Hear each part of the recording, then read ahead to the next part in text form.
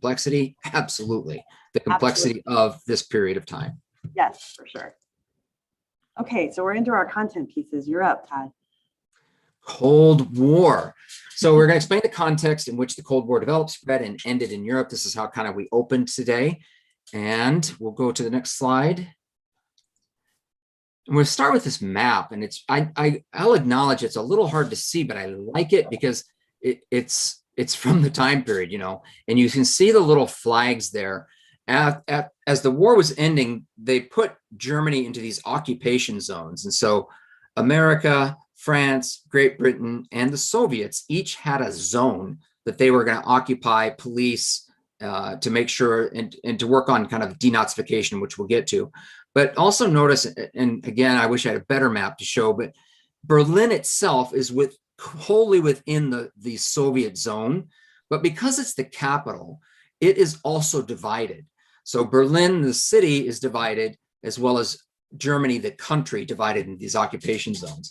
So top bullet on the left, Germany and Austria are divided into these occupation zones governed by one of the allies, as I've mentioned. East Germany, Hungary, and Romania, countries that had fought against Russia in World War II, were forced to pay substantial war reparations to the Soviet Union. So they're going to get some payment for that, for their role. After the creation of Israel in 1948, over 330,000 European Jews will leave for the new Jewish state, while others will immigrate to the US, Western Europe, South America, Britain. There will be some, obviously, that will stay in Europe, but there is an exodus that takes place. Post-war authorities were left to deal with those guilty of Nazi atrocities. Almost 100,000 Germans and Austrians were convicted of wartime crimes. These are the Nuremberg trials, and many more were investigated or indicted. And I think I have a final bullet. In Germany and Austria, occupation authorities set up denazification procedures meant to try and eradicate this National Socialist ideology from institutions and to identify and punish former Nazi Party members responsible for the worst crimes. This statement, this one bullet, doesn't seem to really get into, I know it doesn't, I acknowledge it doesn't really get into how complex this was, but also how important it was to kind of, this propaganda had just spread through the country, and how do we then undo all that is what they're trying to work on. All right. So continuing with the Cold War, one of the things we do is, despite these efforts to maintain international cooperation, the UN is created, and there are now these deep tensions that are already emerging between the Soviets and the West. And we have something called the Iron Curtain, which is a speech that is given by Churchill in America, as a matter of fact, that kind of defines that. It sticks, and it's obviously in the CD, but this language sticks. So we'll begin with this poster. One of the things the Allies are determined to do is, my gosh, at the end of World War I, we didn't handle that very well, which leads us into World War II. So how do we put Europe back together again? We have to prop it back up. And so here's this poster advertising the European Recovery Program, known as the Marshall Plan. And so you see this kind of propaganda demonstrating to German people that we're here, we're going to help you. So after World War II, the US president at that time now is Truman. He will stop aid to the Soviet Union that had been flowing to the Soviet Union during the war, and declares the United States not going to recognize any government established by force. And this is a signal to Stalin that we see what you're doing in those Eastern European states, establishing these kind of puppet governments on the communist side, and we aren't going to recognize those if they're established by you, kind of at gunpoint, if you will. Churchill then gives his famous Iron Curtain speech explaining these two antagonistic camps that had emerged during this time. And in Romania, Bulgaria, Poland, Hungary, the communist politicians, backed by Moscow, repressed any liberal opponents, and they created these sham elections that endorsed these communist regimes. So you see and we have to just pause for a minute. What is Stalin's perspective here? Stalin has lived through 2 world wars, where in World War I, he fought as a soldier in World War I, seeing Germany as the aggressor. Now in World War II, he is the leader, seeing Germany as the aggressor. And he is also, I think, if we could get into Stalin's mind, he's still thinking about, I had this non-aggression pact with Hitler. And during that non-aggression pact, there was a promise made that we would divide up Poland. And so I think in Stalin's mind, the war is over, but all of this is mine, and I'm going to establish this buffer state to make sure this doesn't happen to my countrymen again. Then there is the Truman Doctrine, which introduces this idea that how can we contain communism because it's spreading at its current borders, and by promise to use diplomatic, economic, and even military resources if we have to resist the spread of communism. So that doctrine is going to be played out. We have the Marshall Plan, which is a foreign aid program aimed at combating the poor economic conditions and that existed in Western Europe. Food's scarce, inflation's high. The Marshall Plan is going to provide over $13 billion in 1945 money in aid to Western Europe. It's going to be rejected by the Eastern Bloc because they feared that Western influence in the Soviet sphere. But Western Europe, it's going to experience what we call the Western Renaissance because of this aid that comes through for the Marshall Plan. Now, because we have the Marshall Plan, by 1949, the Soviets on that eastern side also create their own version of it called the Council for Mutual Economic Assistance. And I always kind of joke this acronym isn't quite right. And then it's a little funny, COMECON, to economically organize and rebuild those Eastern Bloc countries. But the discrepancy between the Marshall Plan aid and the West, further divisions of the Cold War. The Marshall Plan aid from the West is so much more substantial than what's happening on the Eastern side. Berlin then becomes this focus in 1948 and 49.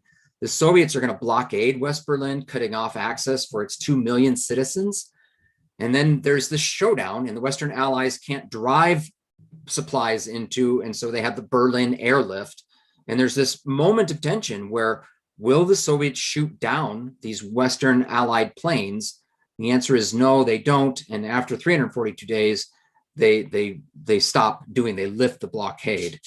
So we have these two separate German states that are declared in 1949, the Federal Republic of Germany, which is West Germany, and the Germany Democratic Republic, which is East Germany. And I like to tell my students, when Katie and I were in your shoes as students, the map had East and West Germany. They were two distinct separate countries. In 1949, the United States formed NATO, which is the North Atlantic Treaty Organization. And so we've advanced from giving aid to now we're going to construct alliances of the West. And the Soviets counter with their own alliance called the Warsaw Pact. So you think we had this war that this was our ally. The Soviets were our ally in the war. And all of a sudden, we are now allied against them. So the two-sided conflict plays out into these proxy wars that we call proxy wars across the globe. North Korea invades South Korea. Soviet-backed North Korea invades South Korea in 1950. And the US will send troops into South Korea to quickly stop the spread of communism. And as you know, that dispute is not resolved. There still is a North and South Korea today, an unresolved dispute there with a DMZ, a demilitarized zone in between. And that was one of the proxy wars. All right. So before I'm going to just quickly hit on a couple of other pieces that are from our Unit 9, and you're seeing the CED. But I think Todd and I would probably agree that there may be a situation where your teacher didn't get to this part of the course. The exam is next week. We all started in very unusual situations. So please take some ownership of the content. Go and watch the AP Daily videos from Unit 9. Grab your book. So don't freak out if that's the case. That's kind of thing happening all over the country. Todd and I are hearing teachers say that. So yes, it's important, but you can take some ownership over the next week or several weeks or even month if you're taking the late exam and kind of get into this content. So we're going to talk for a minute, let me go back to that, about decolonization and the idea that I'm sure that your teachers in your classroom showed you maps.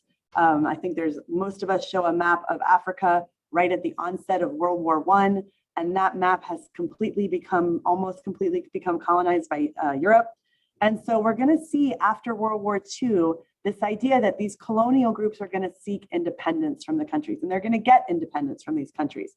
And so we're going to just kind of contextualize generally decolonization, and that after the wars have taken place, Europe's overseas expansion is kind of reversed, and this process is decolonization.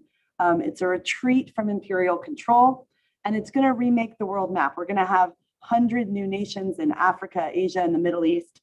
And the most basic cause of this is going to be this idea that these rising demand for self-determination, right? We have talk about nationalism rearing its head through the whole second half of the course. But we have national self-determination. We have ideas of racial equality and ideas of personal dignity. And you can see on the right there, that's Mahatma Gandhi and the leader of the nationalist movement against British rule in India. So before 1939, before the onset of World War II, empires had mostly rested on self-confidence and self-righteousness. Europeans, we just talked a little bit about that idea of social Darwinism, and Europeans had believed that their superiority was not only technical and military, but also spiritual, racial, and moral. So the horrors of the First and Second World Wars undermined these complacent, arrogant ideas. And they economically weakened the imperial powers. These imperial powers had to rebuild at home, and they preferred to avoid bloody colonial wars and concentrate on rebuilding after the world wars. So we had people like Gandhi, popular anti-colonial politicians and intellectuals that provided leadership and critiques of imperial power. They inspired colonial people to resist and overturn the imperial rule. And then Western Europe and the United States offered this competing vision of independence based on free market economies, liberal democracy, and they promoted cautious moves towards liberal self-determination. And while also, now we can overlap a little bit with the Cold War, they wanted to limit the influence of communism in these newly created states, these new states. So we definitely saw competition for the hearts and minds of these newly decolonized people. So we're going to talk a little bit about decolonization in Africa. And I know, again, the map is kind of small, but you can see who was where. And as we start to have these wave of decolonization and becoming independent. So just some examples. In Algeria, a nationalist group known as the National Liberation Front, the NLF, began a guerrilla war in 1954 that lasted 8 years. It was fairly violent. It resulted in atrocities on both sides. And eventually, Charles de Gaulle will grant Algeria independence in 1962. In South Africa, European settlers had dominated over the political system. The African National Congress, which had been formed early in 1912, began as a reform group seeking economic and political reforms. But in the 50s, South African whites in government were creating and strengthening laws that we know as apartheid. And Nelson Mandela, the ANC leader, was arrested in 1962, and apartheid actually persisted all the way until 1994. Most African countries achieved their independence in the late 1950s and the 1960s.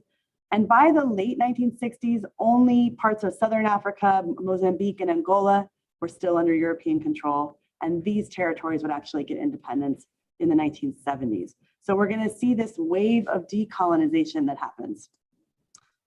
So the other little content piece we're going to do today is about economic integration. And it kind of goes very much hand in hand with what Todd was talking about with the Cold War. It's happening at the same time after World War II and through the second half of the 20th century.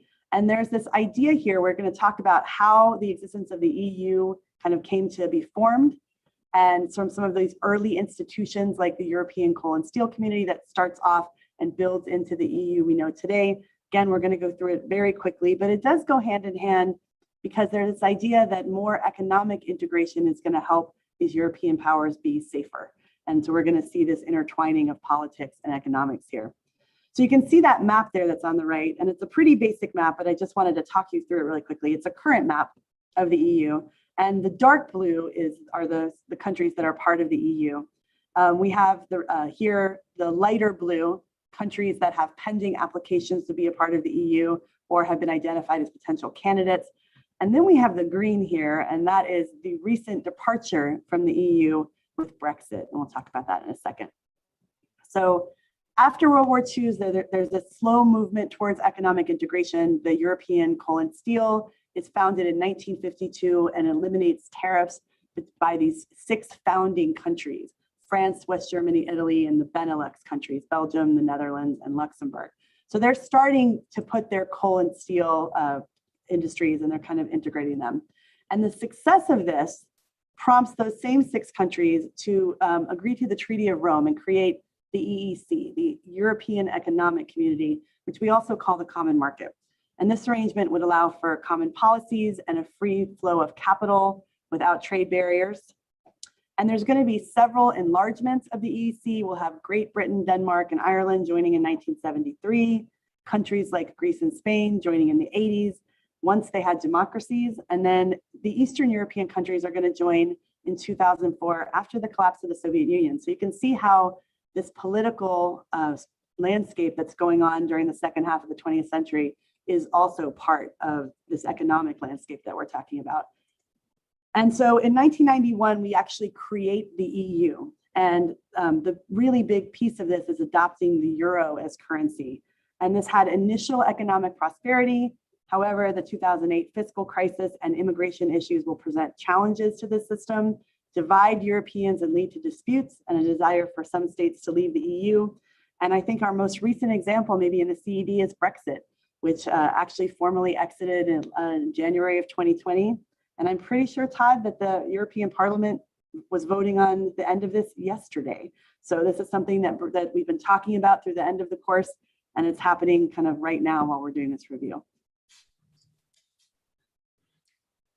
You covered a lot of ground.